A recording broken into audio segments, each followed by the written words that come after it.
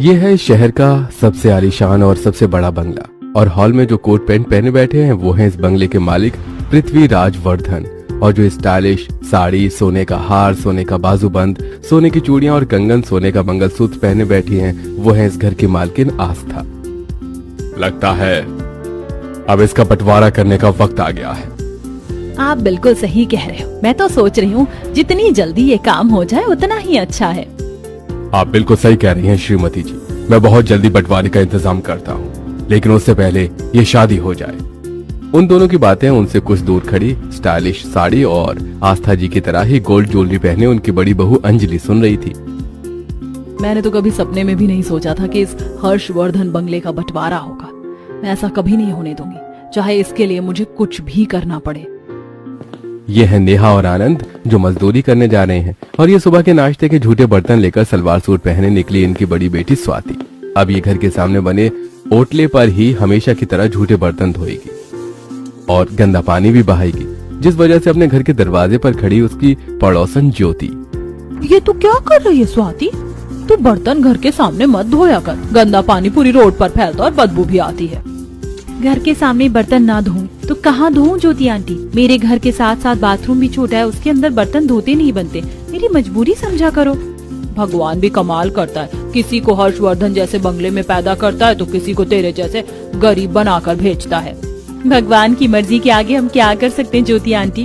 हर्षवर्धन बंगले में रह रहे लोगों का हर काम के लिए एक अलग कमरा है, हर कमरे में एक आलीशान bathroom, inbuilt entertainment room, 3-3 hall, penthouse, dining hall और ना जाने क्या क्या उस बंगले में। हर्षवर्धन बंगले के बारे में इतना कुछ आपको कैसे पता ज्योति आंटी? मेरे भाई का बेटा वहाँ नौकरी करता है।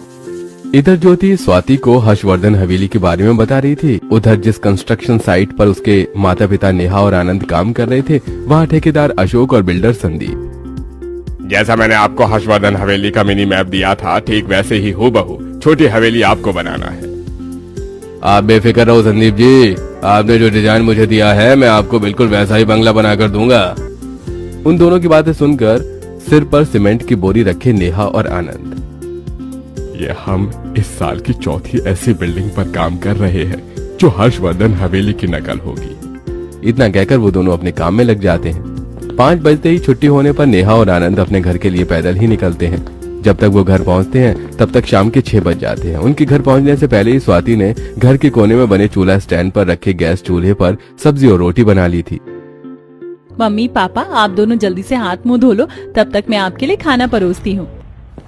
नेहा और आनंद घर के छोटे से बाथरूम में रखे एक बाल्टी पानी से हाथ और मुंह धोकर आते हैं और अपने बेटे अजय और बेटी स्वाति के साथ फर्श पर चटाई बिछाकर उस पर बैठकर खाना खाते हैं। खाना खाने के बाद मैं तो बहुत थक गया हूँ, अब आराम से सोऊंगा। मुझे भी बहुत नींद आ रही है। स्वाति झूठे बर्तन एक तरफ रखकर चटाई के ऊपर ही बिछौना बिछा देती है, जिस पर लेटते ही नेहा और स्वाति गहरी नींद में सो जाते हैं। अजय पढ़ाई करने लगता है, जब तक स्वाति भी सुबह की तरह ही ओटले में झूठे बर्तन धोकर उन्हें गैस स्टैंड के पास रखकर। अजय रात बहुत होगी, चल अब तू भी सो जा, सुबह कॉलेज भी जाना है। स्वाति अपनी माँ के बगल में और अजय अपने पिता के बगल में लेटकर सो जाता है। रात में 2 बजे प्यास की वजह से नेहा की नींद खुल जाती है। तभी वो देखती है कि स्वाति का कुर्ता ऊपर हो गया था और उसका पेट दिख रहा था। स्वाति का कुर्ता नीचे करते हुए, हे भगवान, मेरी पूरी जिंदगी इस गरीबी और मजदूरी में ही बीत गई, लेकिन मेरी बेटी के साथ ऐसा मत करना। उसने अपनी पूरी जिंदगी एक कमरे वाले घर में बिताई है, लेकिन ससुराल उसको ऐसा देना कि जहाँ कम से कम उसका एक अपना अलग कमरा हो और वो चैन से रह सके। अब ऐसे ही सोचती हुई नेहा सो जाती है।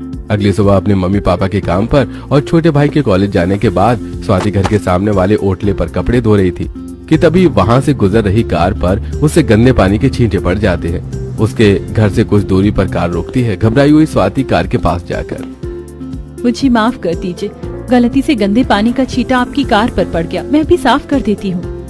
कार का दरवाजा खोलकर रॉयल बंगाली साड़ी और बंगाली गोल्डन ज्वेलरी पहने अंजलि बाहर निकलती है। अरे आप तो हर्षवर्धन हवेली की बड़ी बहू अंजलि जी हैं, प्लीज मुझे माफ कर दीजिए। आप इतना घबरा क्यों रही हो? मैंने तो आपको कुछ कहा भी नहीं और कार पर सिर्फ गंदा पानी ही तो पड़ा है, कौन सा कोई बड़ा नुकसान हो गया, आप शांत रहिए। मैंने जैसा सुना था हर्षवर्धन हवेली की बहू बिल्कुल वैसी है, एकदम सभ्य और शांत। तभी वहाँ अजय प्लाई लेकर पहुँचता है। दीदी देखो मैं तुम्हारे लिए क्या लाया हूँ। तू तो कॉलेज गया था ना, और ये क्या उठा लाया? अरे दीदी मैं कॉलेज ही जा रहा था, लेकिन रास्ते में पड़ने वाली कबाड़ी की दुकान में ये बहुत सस्ते कीमत पर बिक रही थी, तो मैं इसे तुम्हारे लिए ले आया। अब ना हमारा जो एक कमरे का घर है उसी में 2-2 कमरे हो जाएंगे। तू कहना क्या चाहता है, मैं समझी नहीं हूँ। मैं कह रहा हूँ कि मैं इस प्लाई से कमरे के बीच में एक पार्टीशन बना दूंगा, जिससे न तुम्हारे लिए एक अलग कमरा बन जाएगा। तुम वहाँ आराम से रह सकते हो, जो चाहे वो कर सकते हो, तुम्हारी प्राइवेसी बनी रहेगी। तू पागल है क्या? मेरे होते हुए एक कमरे के घर के 2 कमरे नहीं होंगे। जैसे हम एक साथ रहते आए हैं, एक साथ खाते हैं, सोते हैं, उठते हैं, बैठते हैं, जब तक मैं इस घर में हूँ तब तक ऐसा ही रहेगा। हम सब एक साथ ही रहेंगे। स्वाति की बातें सुनकर अंजलि उससे इम्प्रेस हो जाती है। ये लड़की भले ही गरीब है, लेकिन इसकी सोच कितनी अच्छी है, ये मेरे काम आएगी। सोचती हुई अंजलि कार में बैठकर वहाँ से हर्षवर्धन हवेली चली जाती है। वहाँ हॉल में कोट पैंट पहने पृथ्वीराज स्टाइलिश साड़ी और उसी की मैचिंग गोल्डन ज्वेलरी पहने आस्था सोफे पर बैठे आईपैड में लड़कियों के बायोडेटा अपने बेटे आयुष्मान को दिखा रहे हैं। वो भी पैंट शर्ट पहने बैठा है, फोटो स्लाइड करते हुए आस्था। ये लड़की अच्छी नहीं है, ये लड़की भी अच्छी नहीं है। ये ओबरॉयज की लड़की है, लेकिन ये लोग बहुत घमंडी हैं। ये तो सिंघानिया की बेटी रूबी है। ये लोग कुछ ज्यादा ही मॉडर्न ख्यालों के हैं। हमें अपने घर में ऐसी लड़की नहीं चाहिए। उन लोगों की बातें सुनकर उनके पास जाकर अंजलि, सासू माँ अगर आप कहो तो मैं एक रिश्ता बताऊं। मैंने आज एक लड़की देखी जो इस घर की बहू बनने लायक है। तो फिर जल्दी बताओ बहू, देर क्यों कर रही हो? इसलिए क्योंकि वो लड़की हमारे जैसी रईस नहीं है, बहुत गरीब है। अगर आपको पसंद आए तो वो इस घर की बहू बन सकती है। बहू? तुम जानती हो ना कि हमारे घर का स्टैंडर्ड क्या है, फिर तुम एक गरीब लड़की को? हाँ बहू, अपने स्टेटस का तो ख्याल करो। उन लोगों की बातें सुनकर अंजलि की नंद रत्ना भी स्टाइलिश गाउन पहने वहाँ आती है। भाभी जी आप जानती हो ना हर्षवर्धन हवेली के स्टैंडर्ड के बारे में। अगर गरीब घर की बहू आ जाएगी, मतलब मेरी भाभी बन जाएगी, तो फिर मैं उसे अपने फ्रेंड से कैसे इंट्रोड्यूस करवाऊंगी? क्या कहूंगी उनसे कि वो किस फैमिली से बिलोंग करती हैं? भाभी जी आप रॉयल फैमिली से हैं, आपको इस घर का रहन सहन पता है। मुझे गरीब घर की लड़की नहीं चाहिए, मुझे तो अपने ही लेवल की पत्नी चाहिए। देखिए, अमीर घर में पैदा होना और गरीब घर में पैदा होना सब किस्मत की बात है। आप अमीर घर में पैदा हुए, आपकी किस्मत, और वो गरीब घर में पैदा हुई, वो उसकी किस्मत। लेकिन अगर वो इस घर की बहू बनकर यहाँ आ जाएगी तो हम एक गरीब लड़की की जिंदगी संवार देंगे। और इस बात की मैं गारंटी लेती हूँ कि उसे यहाँ का रहन सहन सब अच्छी तरह से मैं सिखा दूंगी।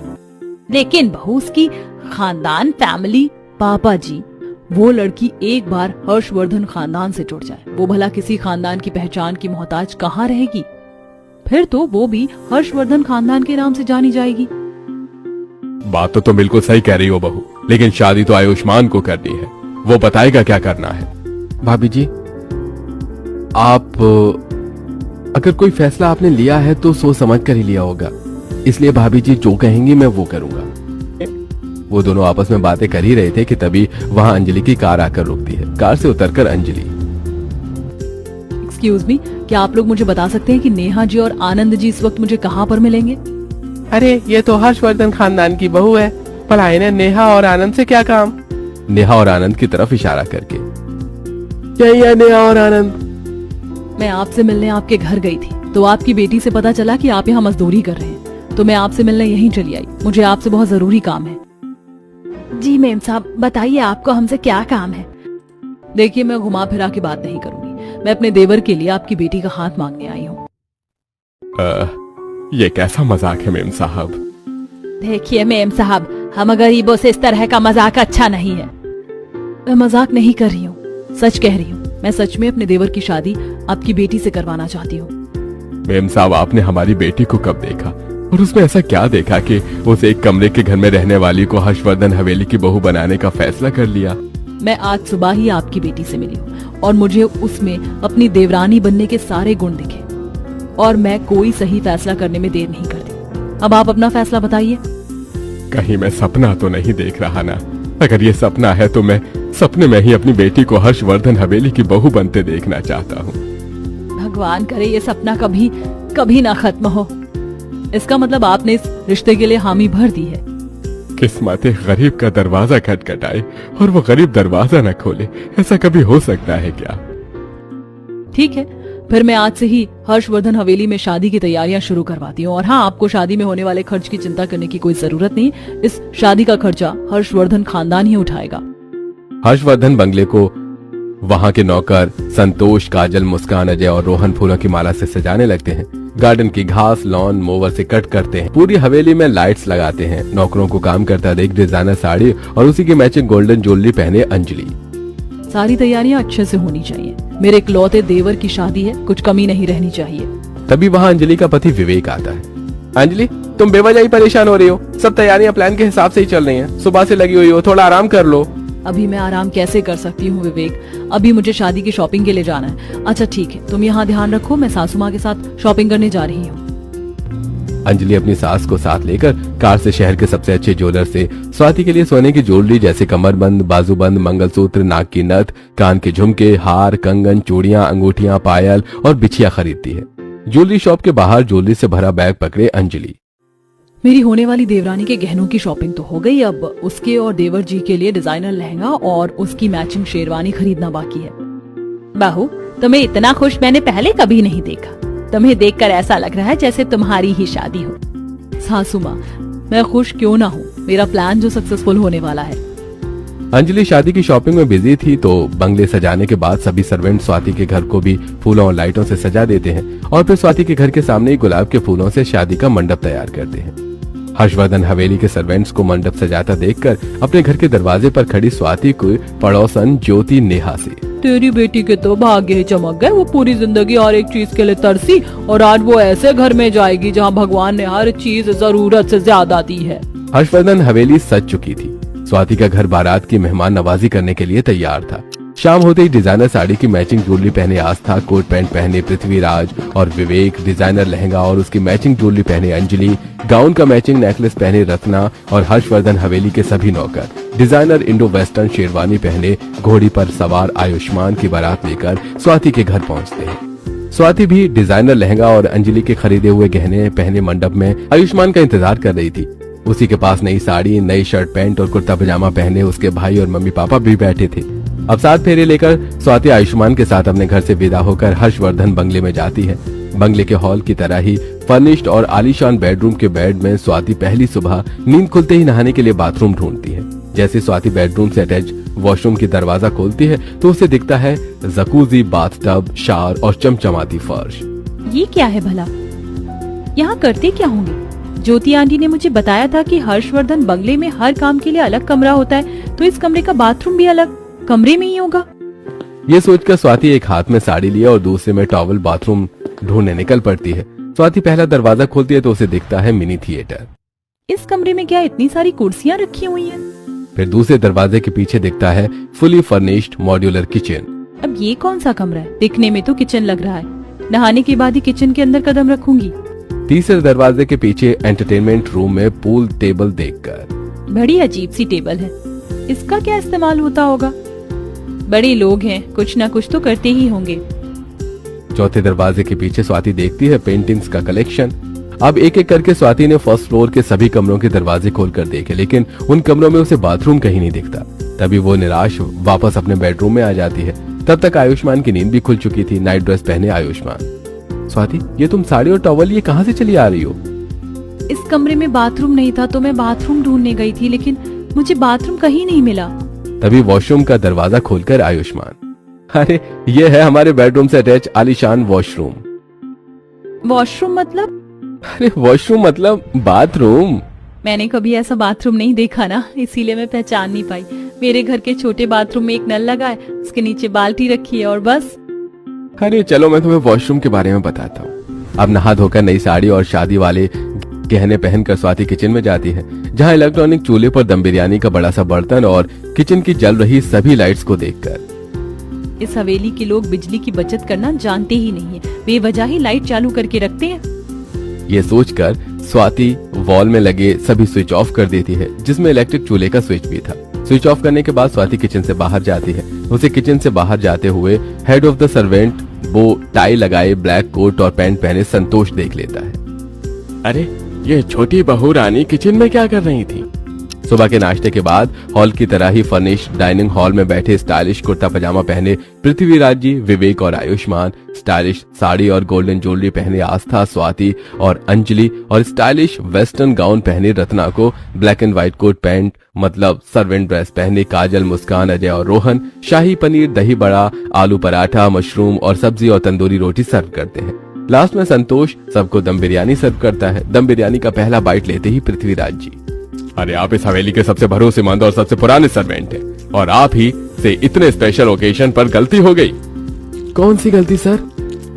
आपकी बनाई ये दम बिरयानी अच्छे से नहीं पकी। ये कैसे हो गया?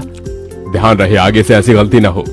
संतोष को डांट पड़ती देखकर उसके नीचे काम कर रहे सभी सर्वेंट उस पर हंसते हैं। तभी स्वाति की तरफ देखकर संतोष, मैंने इसे किचन से बाहर निकलते हुए देखा था, जरूर इसी ने स्विच ऑफ किया होगा।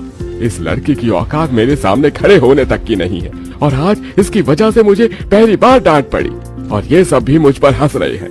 मैं अब इसे इसकी औकात दिखाऊंगा।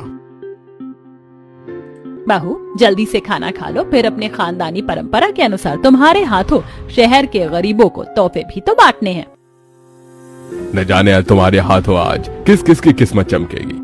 तोहफे पाने की उम्मीद में सुबह से ही शहर के लोग हर्षवर्धन बंगले के गार्डन में इकट्ठा होने लगे थे। लंच करने के बाद पृथ्वीराज जी अपनी छोटी बहू स्वाति के हाथों ने प्रॉपर्टी के पेपर, सोने के सिक्के और कपड़े बंटवाते हैं। उस भीड़ में मैले कपड़े पहने शामिल ललित और लखन को स्वाति प्रॉपर्टी के पेपर देती है। इस हवेली के लोग सच में बहुत बड़ा दिल रखते हैं, मेरी तो किस्मत ही खुल गई। अरे भगवान करे इस हवेली में हमेशा खुशियां बनी रहे और हम जैसे गरीबों का भला होता रहे।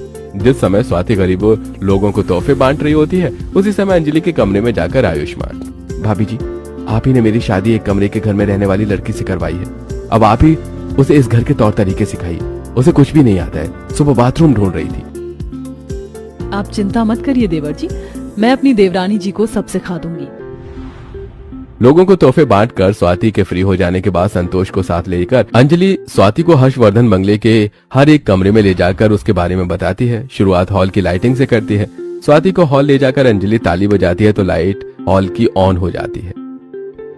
ये देखो देवरानी जी, ये हमारे घर की लाइटिंग है जो आवाज से भी चलती है, ताली से भी और बोलने से भी ऑन और ऑफ होती है।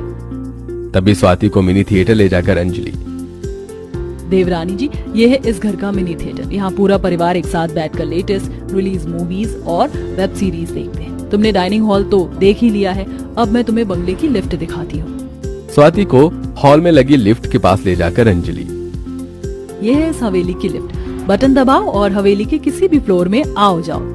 इस तरह अंजलि स्वाति को हवेली के हर कमरे में ले जाकर वहाँ की हर एक फैसिलिटी जैसे गेमिंग, एंटरटेनमेंट और रिलैक्सेशंस के बारे में बताती है और इसके इस्तेमाल के बारे में भी बताती है। और फिर हॉल में आकर अंजलि से स्वाति, जेठानी जी इतनी सारी मशीनों और लाइट्स में काफी बिजली खर्च होती होगी ना?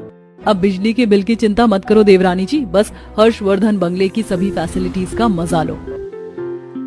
उन दोनों से कुछ दूरी पर खड़ा स्वाति की बात सुनकर संतोष, बिजली बचाने का बहुत शौक है ना तुझे, मैं अब तुझे बताता हूँ। अंजलि कहाँ हो, जरा रूम में आना। अब संतोष जी आपको बंगले का गार्डन दिखाएंगे। देवरानी जी मेरा बुलावा आ गया। अंजलि के वहाँ से जाने के बाद संतोष, यही सही मौका है अपनी बेइज्जती का बदला लेने का। छोटी बहू ये लिफ्ट ना हमेशा चालू रहती है, बहुत बिजली खाती है, इस्तेमाल न होने पर इसे बंद कर देना चाहिए, लेकिन मैं तो नौकर हूँ, बिना मालिक की इजाजत के बंद नहीं कर सकता। संतोष की बात सुनकर स्वाति लिफ्ट का बटन बंद कर देती है। उसके बाद संतोष स्वाति को वहाँ से लेकर गार्डन की तरफ जाता है। उस वक्त लिफ्ट में आस्था जी और पृथ्वीराज जी थे लिफ्ट के अंदर से। अरे ये लिफ्ट किसने बंद की, कोई है? लिफ्ट चालू करो। पृथ्वीराज की आवाज सुनकर संतोष गार्डन से भागकर हॉल में लगे लिफ्ट के पास आकर लिफ्ट का बटन ऑन करता है। लिफ्ट नीचे आने के बाद लिफ्ट से बाहर निकलकर पृथ्वीराज जी और आस्था जी, ये लिफ्ट किसने बंद की थी संतोष जी? अरे सर लिफ्ट का बटन छोटी बहू रानी ने बंद कर दिया था, मैंने अपनी आंखों से देखा है। बहू ने ऐसा क्यों किया होगा? पहला तीर तो निशाने पर लगा, अब दूसरे की बारी है। किचन में इलेक्ट्रॉनिक स्टोव पर रखे बर्तन में चाय उबल रही थी। संतोष वहीं पास ही खड़ा हुआ था। तभी संतोष को ढूंढती हुई स्वाति वहाँ आती है। आप मुझे गार्डन में अकेला छोड़कर यहाँ क्यों आ गए संतोष जी? छोटी बहू रानी, आपने जिस समय लिफ्ट का बटन बंद किया था उस समय लिफ्ट में आपके सास और ससुर जी थे। वो बहुत घबरा गए थे, उन्हें अब चाय पीनी है तो बस वही बना रहा हूँ। इतना बोलकर संतोष सिंक में रखे झूठे बर्तन धोने लगता है। अरे मैं चाय में शक्कर डालना तो भूल ही गया, बिना शक्कर की चाय कौन ही पिएगा। संतोष की बात सुनकर स्वाति चाय में शक्कर डालकर किचन से अपने रूम में चली जाती है। संतोष वही चाय छान कर हॉल में बैठे पृथ्वीराज जी और आस्था जी को लेकर जाता है। चाय का पहला घूंट पीते ही पृथ्वीराज जी, आपको तो पता है ना संतोष जी, मुझे डायबिटीज है, फिर चाय में शक्कर क्यों डाली? अरे मैंने तो नहीं डाली सर, ये काम आपकी छोटी बहू का है। छोटी बहू, हॉल में आओ। पृथ्वीराज की आवाज सुनकर कुछ ही देर में स्वाति हॉल में उनके पास आती है। बहू, तुम्हें चाय में शक्कर डालने को किसने कहा था? किसी ने नहीं पापा जी, मैंने तो बस संतोष जी की मदद। इस हवेली में इतने सारे नौकर हमारे काम करने के लिए ही है, तुम्हें उनकी मदद करने की कोई जरूरत नहीं है। तुम्हारी वजह से हम लिफ्ट में फंस गए थे और अभी तुमने चाय में शक्कर डाल दी। अब तुम्हें अपने तरीके बदलने होंगे। अपने ससुर की बातों की वजह से स्वाति की आंखों में आंसू आ जाते हैं। अरे वाह, मुझे तो मजा ही आ गया, अब अगली चाल की बारी है। अब ऐसे ही सोचता हुआ संतोष वहाँ से चला जाता है। वहीं अंजलि स्वाति को हवेली के सभी तौर तरीके, जैसे कैसे रहना है, कैसे उठना है, कैसे बैठना है, कैसे खाना है, कैसे बात करना है, ये सब सिखा देती है। उसे स्टाइलिश भी बना देती है। स्वाति अंजलि को बड़ी बहन मानने लगती है और उसकी हर बात मानती है। एक दिन हॉल में बैठे बनारसी साड़ी और उसकी मैचिंग ज्वेलरी पहने आस्था और कोट पैंट पहने पृथ्वीराज जी और आयुष्मान। अब तुम्हें जाना होगा, आखिर कब तक इंतजार करोगे? हाँ ठीक है, मैं बहुत ही जल्द स्वाति को अपने साथ ले जाऊंगा। आप सारे पेपर वर्क कंप्लीट करवा दीजिए।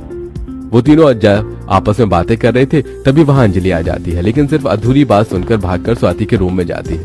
उस समय स्वाति अपने रूम में आईने के सामने खड़ी साड़ी पहने ज्वेलरी पहन रही थी। चाहे कुछ भी हो जाए, सासू माँ या पापा जी जो कुछ भी कहे, तुम यहाँ से कहीं भी जाने को तैयार मत होना। उनसे साफ कह देना कि मैं ये घर छोड़कर कहीं नहीं जाऊंगी। आखिर हुआ क्या जेठानी जी, आप इतना घबराई हुई क्यों हैं? बस इतना समझ लो देवरानी जी, मैं तुम्हें इस हवेली में जिस काम के लिए लाई थी, अब वो काम करने का वक्त आ गया है। छोटी बहू, जरा हॉल में आना, तो कुछ जरूरी बात करनी है तुमसे। आस्था जी की बात सुनकर स्वाति के साथ अंजलि भी हॉल में जाती है। बहू, तुम्हारी शादी को काफी टाइम हो गया है, लेकिन अब तक तुम कहीं बाहर घूमने नहीं गई। बताओ कहाँ जाओगी? स्विट्जरलैंड या ऑस्ट्रेलिया या फिर अमेरिका? मैं ये घर छोड़कर कहीं नहीं जाऊंगी। जिसे जो करना है कर ले, मैं कहीं नहीं जाऊंगी। बहू, ये तुम कैसे बिहेव कर रही हो? ये कैसी जिद है?